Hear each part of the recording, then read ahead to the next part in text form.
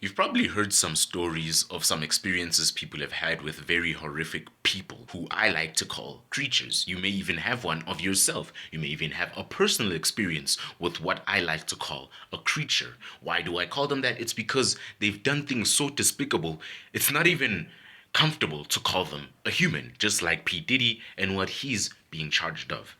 Ladies and gentlemen, welcome back to the channel. My name is The Summer Sambit. Make sure to leave a like and subscribe button because today we are talking about a very horrific case. In fact, I was going to talk about P. Diddy being arrested, everyone's favorite rapper, and the shocking things he's done. But then I saw this other news headline on BBC News talking about this French national who has been charged with drugging his wife and having groups of men rape her for 50 years straight. Well, no, not 50 years straight, 50 years ago. And not even it being a first time thing. It was a repeated act he would do on his wife. And one of the reasons why this shocked me was not because of the acts he did, which of course should shock you, but it's because it's her husband. That's what caught me. So you hear these cases all the time, right? There's even far more horrific cases. There was a case today of someone who beat up a 2-year-old. All right, I can't even go into that because that is just brutal. And I'm sure you've seen by now the recent video of Diddy assaulting Cassie and abusing her, basically, which is also horrific. I can't show any of those. You usually know that I talk and I give a rant on something and I give you some piece of evidence or proof of it happening. But in fact, what I did today is that I made a community post on what we were going to talk about today, which is the French national being arrested for doing all these horrific things to his wife. I couldn't show video clips or anything because one, it might be copyrighted, and two, it's just way too horrific. I don't even know if YouTube would allow me to play that because you know that the relationship between YouTube and I is already like thin ice. I don't know when I will be cancelled. So me doing that will just further stretch the ice so thin I might just fall and freeze in the water and you never see me again. So guys, like, my reaction to this is just despicable, right? And the worst part is he admitted to all the charges. Right, when I was watching BBC News today, the man admitted to all the charges and claims. So you're telling me if the woman didn't say anything, if she didn't know about all this happening to her 50 years ago, he was going to say absolutely nothing. Bear in mind, this is a man she was supposed to trust, a man she was supposed to be for the rest of her life since their marriage.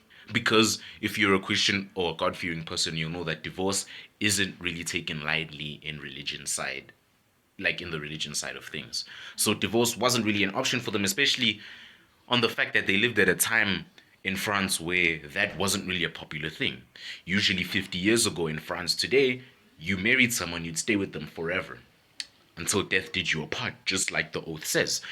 And I don't know about you, but I would feel so uncomfortable and so betrayed and so hurt knowing that my wife did this to me 50 years ago, and I only realized this now. And if I didn't find out, she wasn't gonna say anything. She's just guilty because I found out now, right? She's now guilty because she now realizes that I found out. I found out about everything. I found out that she drugged me. I found out that she had groups of other ladies do those horrific things to me. Imagine how that woman feels, how infected her body was, how many sicknesses she had. She probably had all these sicknesses, and the guy was lying to her, saying, "Oh no, let's take you to the doctor. Maybe it's this, maybe it's that, maybe it's that," knowing the truth. And I know that there are some doctors who knew what happened, but you probably bribed them or something. We don't know the financial well-being of that couple. Maybe they were mega rich and they were able to cover all those secrets until the wife said, "Heck no. I want to get to the bottom of this. I want to get to why I was so sick of all these years. I want to get to the bottom of why you've been like this. I want to see what's been going on here." Because there's surely been something that caused her to click and say, "Hey, something is not right. Something was done to me, and I'm going to get to the bottom of this and find out what it truly was." Although it was probably a whistleblower. Maybe one of the men who raped her said, "Hey, your husband's hiding something. I'm going to leave it at that because I don't want to get killed. You do the rest of your research because you're his wife and you're the victim." Right? Right. So basically what I'm saying is it just serves as a lesson to be very careful of who you marry, right? These are the type of things you want to avoid. These are the basic lessons our parents teach us and should teach us. These are the basic things you should teach yourself. Be very careful. Not even who you marry, who you associate yourself with in general. Right? It's not written rapist here. It's not written serial killers. It's not written monster or I've killed 8 people. Or it's not written their body count or if they have HIV or AIDS or not on their foreheads. And you don't know until you know that the person you've loved for so long was the devil himself. I can imagine how she would have felt. hearing all of this. And before we extend on the story, I was on radio today. I was on radio twice. The first time I was on radio was talking on prisoners and their lifestyle. I was talking with the Minister of Correctional Services, if I'm not mistaken. It was something like that. Then the second time was me speaking to Relebogile Mapocha on a call. I was talking on what was I talking on? Oh, I was talking on gambling. I was talking on gambling and how no matter how high your income may be, or no matter how stable your source of income may be, or no matter how stable it you may perceive it to be, gambling always has a way of tearing you down, and gambling is the path to zero. Right? It was a nice 5 minute talk with Relebogile. Much grateful for the 702 crew. It's a radio channel I highly recommend you listen to, and very grateful to Clement Manyatela, the intelligent man who speaks in the mornings. Both of them great people, and I do recommend you also give your inputs on radio. Right? I felt at home because I've listened to 702 for years, and I didn't feel uncomfortable at all. I just felt a little nervous because it was my first time being featured on a radio like that.